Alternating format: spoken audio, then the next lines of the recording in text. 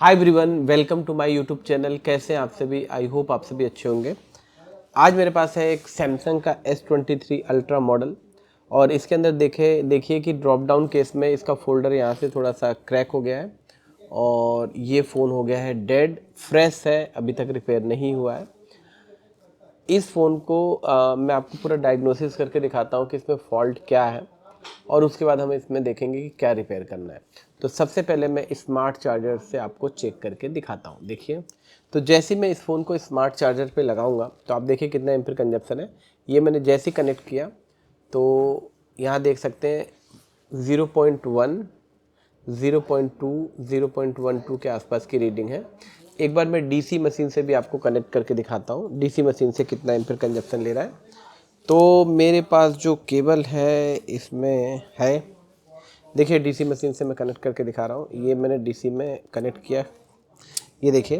तो सबसे पहले जैसे ही मैंने कनेक्ट किया तो देखो ऑटो एम्पेयर तो लिया नहीं, मतलब शॉर्ट सर्किट नहीं है। अब मैं ऑन ऑफ को दबा रहा हूँ, प्रेस कर रहा हूँ और देखते हैं कितना एम्पेयर कंजप्शन है। तो मैं जैसे ही ऑन ऑफ को दबाता हूँ तो देखिए ये ऑन ऑफ को मैंने प्रेस किया तो 67 से स्टार्ट हुआ, 200 तक गया, 214 और ऑन ऑफ को छोड़ दिया तो देख सकते हैं 215 पे रुक गया, यानी स्टक हो गया। देख सकते हैं 160 जाके बैक हो रहा है। तो ऐसे के हमने बहुत सारे केस देखे हैं और S22, 23, 24 अल्ट्रा के जो ऐसे फ़ोन आते हैं जो डीसी पे स्टक हो जाए, अप डाउन कर रहे हो और 0.12 होता है, तो इसमें ज़्यादातर लेयर की दिक्कत नहीं होती, इसमें ज़्यादातर CPU रिबॉलिंग की दिक्कत आती है। तो आज के इस वीडियो में मैं आपको ना पूरा एक एक स्टेप दिखाऊंगा कि इस टाइप के अगर कोई बड़ा फ़ोन आता है, ठीक है, लेयर वाले बोर्ड में बड़े प्रोसेसर्स होते हैं, तो इसके CPU को स्टेप बाय स्टेप कैसे रिबॉल्व करना है, कैसे इंस्टॉल करना है, कैसे रैम उठाना है। तो मैं आज आपको बताना चाहूँगा कि कौन सी असेंबली यूज़ करूँगा, कौन सा आयरन यूज़ करूँगा, उसका टेम्परेचर कितना होगा, कौन सा डिसोल्डर वायर यूज़ करूँगा, कौन सा फ्लक्स पेस्ट यूज़ करूँगा, कौन सा मैं माइक्रोस्कोप यूज़ कर रहा हूँ, सब कुछ आज मैं आपको एक्सप्लेन करूँगा। तो वीडियो में आखिरी तक बने रहिए। चलिए वीडियो को स्टार्ट करते हैं। तो सबसे पहले हम सील्ड को निकालते हैं। तो पूरी सील्ड निकालने की ज़रूरत नहीं है, ये जो पेपर है इसी के नीचे CPU है, तो उस एरिया के पेपर को हम कट कर लेते हैं जहाँ पे CPU लगा है। आप देख सकते हैं पूरा सील्ड निकालने की ज़रूरत नहीं है और ये कॉर्नर पे थोड़ी सी सील्ड कट करनी पड़ेगी क्योंकि CPU उठाते समय ये सील्ड बीच में आएगी। तो इस सील्ड को आराम से हम यहाँ पे निकाल लेते हैं। इसको ज़्यादा हार्डली आपको फोर्सफुली खींचना नहीं है, आराम से, ठीक है। तो ये सील्ड निकल गई। अब CPU के ऊपर जो ये थर्मल पेस्ट है इसको हटा लेते हैं और जब हम CPU को इंस्टॉल कर लेंगे रैम को तो उसके ऊपर फिर से लगा देंगे। अब असेंबली मशीन का जो टेम्परेचर है ये अभी 300 है, ठीक है, और हल्का हल्का हम पेस्ट को कट कर लेते हैं। इस फ़ोन में ज़्यादातर मैंने देखा है कि ज़्यादा हार्ड गम यूज़ नहीं हुआ है, सॉफ्ट है और बहुत कम मात्रा में गम का यूज़ हुआ है।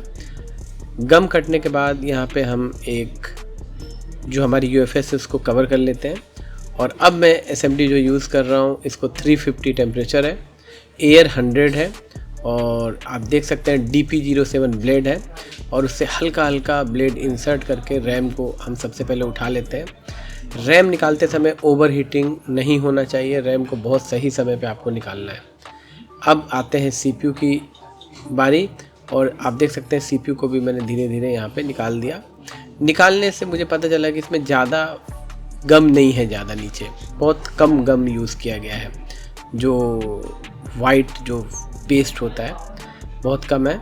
अब हम आयरन से पूरी बॉल्स को एक बार क्लीन कर लेते हैं, देख सकते हैं आप, ठीक है। कई लोगों का कमेंट आता है कि ये इतना आसान नहीं है, काफ़ी डिफ़िकल्ट होता है इसको करना। तो मैं आपको बताना चाहूँगा कि अगर आप प्रैक्टिस करते हैं तो एनीथिंग इज़ पॉसिबल। तो इस पूरे प्रोसेस को मैंने कई मल्टीपल एंगल से शूट करने की कोशिश की है ताकि मैं आपको एक एक एंगल दिखा पाऊँ कि हम किस तरीके से CPU पे काम करते हैं, जिससे कि आप अपनी गलतियों को सुधारें और बिना किसी झिझक के आप अपने काम को सक्सेस कर सकें। तो देखिए हमने सरफेस को क्लीन कर लिया। बहुत सारी NC बॉल डैमेज हुई है लेकिन वो मेन नहीं है, वो NC है। तो आप देख सकते हैं CPU के नीचे बहुत सारे नॉन पोलराइज कैपेसिटर फिल्ट्रेशन के लिए लगे हुए हैं। इन कैपेसिटर्स में एक आध अगर निकल जाता है तो कोई ऐसी दिक्कत नहीं है, बाकी कोशिश करें कि इसके स्टेंसिल्स का यूज़ करें जो ओरिजिनल स्टेंसिल है। देखिए मैं अलग अलग एंगल से इसीलिए शूट कर रहा हूँ ताकि आपको हमारी ब्लेड्स का पता चले, कैसा एंगल है, कैसे हम कटिंग करते हैं, सब आपको पता चले। तो आप देख सकते हैं कि इस ब्लेड को मैंने खुद बनाया है, हैंडमेड ब्लेड है, ताकि स्क्रैचेस ना आए। तो इस तरीके से फ्लक्स लगा के एक बार पूरी बॉल को साफ़ कर लेते हैं अच्छे से। इसमें वाइट कलर का जो ग्लू होता है बिल्कुल होना नहीं चाहिए, ठीक है, उससे रिबॉलिंग करने में बहुत दिक्कत आती है। तो इस तरीके से किनारे किनारे आप पूरे CPU को अच्छे से क्लीन कर लेंगे, देख सकते हैं। और ये कैपेसिटर निकालने की ज़रूरत नहीं है। माइक्रोस्कोप को जूम करके आप बिल्कुल अच्छे से देख लीजिए कि कहीं भी डस्ट नहीं होना चाहिए। अब इसके बाद से एक बार मैं ये आयरन ब्रश और थिनर के थ्रू इसको इसीलिए क्लीन कर रहा हूँ कि अगर कोई बॉल ड्राई रह गई हो तो क्लीन हो जाए। अब आते हैं रैम की बारी। रैम भी एक बार हम क्लीन कर लेते हैं, देख सकते हैं सैमसंग की रैम है। सबसे पहले एक बार आयरन से पूरी बॉल्स की जो सोल्डरिंग है उसको बाहर कर लीजिए और डिसोल्डर वायर से एक बार पूरी बॉल्स को क्लीन कर लीजिए, जैसे कि आप देख पा रहे हैं। और ये रैम क्लीन हो गई। एक बार आयरन ब्रश से अगर हम थिनर के साथ इसको अगर ब्रश को यूज़ करते हैं तो काफ़ी अच्छा क्लीन होता है।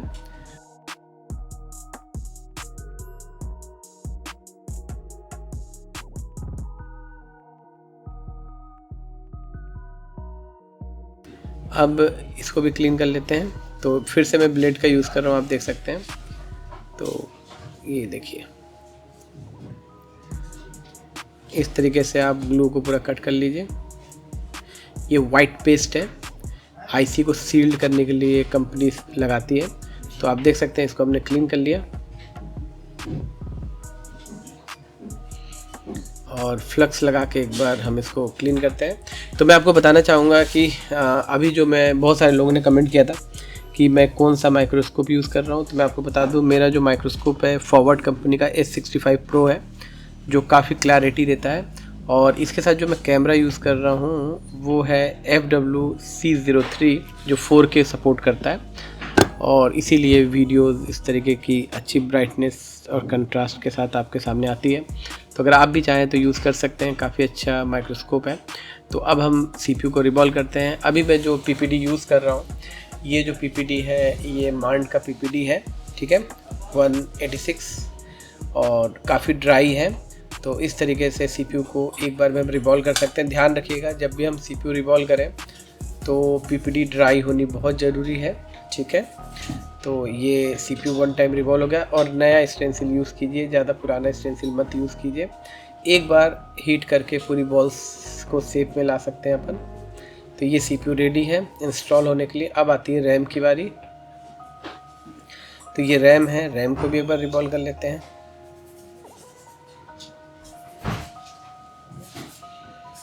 देख सकते हैं ये रैम है और ये देखिए रैम रिवॉल्व हुई।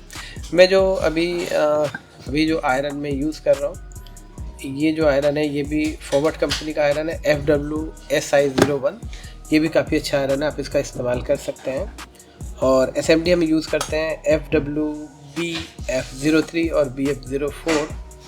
ये भी काफ़ी अच्छी SMD हैं, आप इसका इस्तेमाल कर सकते हैं। तो ये CPU की बारी है, तो ये CPU इंस्टॉल कर लेते हैं।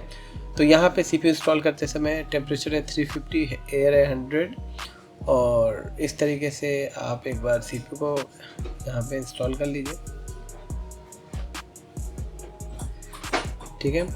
तो इस तरीके से आपने देखा कि हमने CPU इंस्टॉल कर लिया है। अभी मैंने रैम नहीं लगाया है, तो मैं कुछ चीज़ें आपको बताना चाहता हूँ कि जब भी आप CPU को इंस्टॉल करें, जैसे मैं दिखा दूँ आपको। देखिए यहाँ पे अगर आप ध्यान से देखेंगे तो यहाँ पे देखिए मैंने रैम अभी इंस्टॉल नहीं किया है, सिर्फ CPU लगाया है। तो आप रैम कभी मत लगाओ। पहले के फ़ोनों में और अब के फ़ोनों में एक फ़र्क है। पहले के फ़ोनों में रैम लगाने के बाद जब हम इसको कंप्यूटर से कनेक्ट करते थे ना, CPU लगाने के बाद जब हम कंप्यूटर से कनेक्ट करते थे बिना रैम के, तो ये अननोन पोर्ट बना लेता था फ़ोन। तो हम समझ लेते थे कि CPU सही लग गया, लेकिन अब ऐसा नहीं है। आप इसको कंप्यूटर से कनेक्ट करोगे तो कोई पोर्ट नहीं बनाएगा। दूसरा, जब हम इसको स्मार्ट चार्जर से कनेक्ट करते हैं तो पहले 0.6 लेता था, तो हम सोचते थे कि CPU सही लग गया। लेकिन अब ऐसा नहीं है। अब हम जब इसको आई चार्जर से कनेक्ट करेंगे तो 0.1 0.2 के आसपास का एम्पीयर कंजप्शन होगा, तो CPU सही लगा है। और तीसरा, DC पे स्टक आप चेक कर सकते हो। तो मैं एक बार आपको चेक करके दिखाता हूँ, दोनों कंडीशंस चेक करके दिखाता हूँ। तो ये मैंने इसको कनेक्ट कर दिया। अब मैं आपको ना DC पे दिखाता हूँ कि DC पे कितना एम्पीयर का कंजप्शन है। आप सॉरी स्मार्ट चार्जर पे देखिए। तो मैं जैसे ही इसको कनेक्ट करूंगा तो देखिए स्मार्ट चार्जर पे कितना एम्पीयर का कंजप्शन है। तो आप देख सकते हैं कि स्मार्ट चार्जर पे 0.1 पर स्टक कर गया है। और एक बार और दिखाता हूं मैं आपको, ये देख सकते हैं 0.1 या 0.2 के आसपास लेता है। और अगर मैं DC से ऑन करके दिखाता हूं आपको, एक बार DC से भी देख लीजिए कि DC से ऑन करके कितना एम्पीयर कंजप्शन है। कॉन्सेप्ट्स में और आपके कॉन्सेप्ट्स में काफ़ी फ़र्क है। तो मैं इसको DC पे कनेक्ट कर रहा हूँ फ़ोन को। देखिए मैंने DC पे कनेक्ट कर लिया है और मैं ऑन करता हूँ। देखिए तो एम्पीयर कंजप्शन देखिए DC का, देखिए 125 से स्टार्ट हुआ 224, यहाँ पे देखिए 225 पे स्टक कर गया है। तो इससे हम पता कर सकते हैं कि हमारा जो CPU है इंस्टॉल हो गया है। आई चार्जर पे मत जाइएगा, आई चार्जर का एम्पीयर कंजप्शन चेंज हो चुका है। और तो अब चलिए स्टार्ट करते हैं रैम इंस्टॉलेशन। तो अब आते हैं, हम रैम को इंस्टॉल कर लेते हैं। CPU लगाने के पहले ये प्रोसीजर फॉलो करना बहुत ज़रूरी है। कई बार हम CPU रैम दोनों लगा देते हैं, उसके बाद पता चलता है सेट ही ऑन नहीं हुआ, फिर से हमें रिवॉल्व करना पड़ता है। अब ये रैम हम लगाते हैं। रैम को लगाने के लिए अभी मैं टेम्परेचर करूँगा 350, एयर 100 ही रहेगा। और शूटर का यूज़ ना करें, स्पायरल नोजल वाली कोई भी मशीन का इस्तेमाल कर सकते हैं। तो इस तरीके से मैं अब देखिए रैम इंस्टॉल कर रहा हूँ। एक बार मूव करा के देख लेते हैं, तो जिससे पता चल जाएगा कि हमारी रैम सही से इंस्टॉल हुई कि नहीं।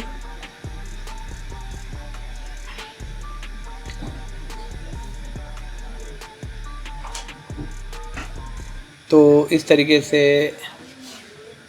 थोड़ा सा फ्लक्स लगा के इसको मूव करा लेते हैं। तो देखो ये देखो हल्का सा मूव कराना ज़रूरी होता है, लेफ़्ट एंड राइट साइड दोनों साइड से। अलग अलग एंगल्स का हम इस्तेमाल इसीलिए करते हैं ताकि आपको पता चले कि किस तरीके से काम हो रहा है। तो इस तरीके से आपने देखा कि CPU लगाने का पूरा प्रोसीजर मैंने आपको दिखाया। चलिए अब सेट को ऑन करके देखते हैं कि सेट ऑन होता है कि नहीं, क्योंकि कभी कभी CPU लगाने के बाद स्टक हो जाता है या 01 02 ले लेता है। लेकिन जब हम रैम लगा के सेट ऑन करते हैं तो सेट ऑन नहीं होता है। तो एक बार देख लेते हैं एक बार। तो चलिए मैं बोर्ड को इंस्टॉल करता हूँ। तो इस तरीके से आपने देखा कि मैंने बोर्ड इंस्टॉल कर दिया है। अब देखते हैं एक बार चार्जर लगा के सेट ऑन होता है। और स्मार्ट चार्जर में मैं आपको दिखाता हूँ कि पहले 01 02 ले रहा था, अब देखते हैं कि कितना एम्पीयर कंजप्शन है। तो आप देखिए, तो अब मैंने लगाया तो देखो 0.2 से ज़्यादा 4 बढ़ गया। और आप देख सकते हैं कि ये चार्जिंग का लोगो आ चुका है और हमारा जो पूरा प्रोसीजर है वो कम्प्लीटली सक्सेसफुल रहा। लेकिन अभी आपको ये भी देखना है, देखिए 2 एम्पीयर का करंट ले चुका है। अब अगर इसको मैं DC से भी आपको ऑन करके दिखा दूंगा कि ये DC से कंप्लीट ऑन होता है कि नहीं। और यहाँ पे आप देख सकते हैं 2% बैटरी का परसेंटेज भी शो हो रहा है। एक बार ऑन करके देख लेते हैं।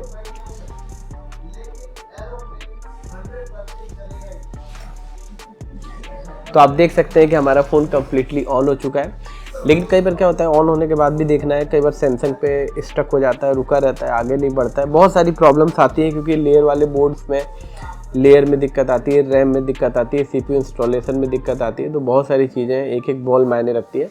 तो एक बार देखते हैं कंप्लीट ऑन होता है कि नहीं। तो लोगों से तो आगे बढ़ चुका है। तो आप देख सकते हैं कि हमारा फ़ोन कम्प्लीटली ऑन हो चुका है। और ये जो फ़ोन है टच भी हमारी प्रॉपर काम कर रही है। तो अल्टीमेटली आपने देखा कि ये जो फ़ोन है एक्चुअली में क्या है कि नॉर्मल ब्लैक पेस्टेड CPU या सिंगल CPU या सिंगल रैम या सिंगल eMMC UFS वाला जो वीडियोस हैं ये तो बहुत पुराने हो चुके हैं। आजकल हम लोग ज़्यादातर कोशिश कर रहे हैं कि जो डबल लेयर सैंडविच बोर्ड है सैमसंग के, ये काफ़ी मार्केट में आ रहे हैं। और इसमें ड्रॉप डाउन के इसमें लेयर्स की या CPU की काफ़ी प्रॉब्लम्स आ रही हैं और बच्चे काफ़ी सफ़र करते हैं। तो मैं पूरी कोशिश करता हूँ कि इसको आपको एक एक स्टेप, एक एक टूल्स, एक एक स्टेप्स दिखाऊं कि आप भी YouTube वीडियोस देख के कुछ हद तक अपने सेट्स को सक्सेस कर सकें। तो अगर आपको इस वीडियो को देखने के बाद कुछ भी अगर इन्फॉर्मेशन अच्छी मिली हो, आपको कुछ फ़ायदा हुआ हो, तो ज़रूर कमेंट करके बताइएगा कि ये वीडियो कैसा लगा। चलिए दोस्तों, मिलेंगे फिर से नेक्स्ट वीडियो में, तब तक के लिए आपका बहुत बहुत धन्यवाद।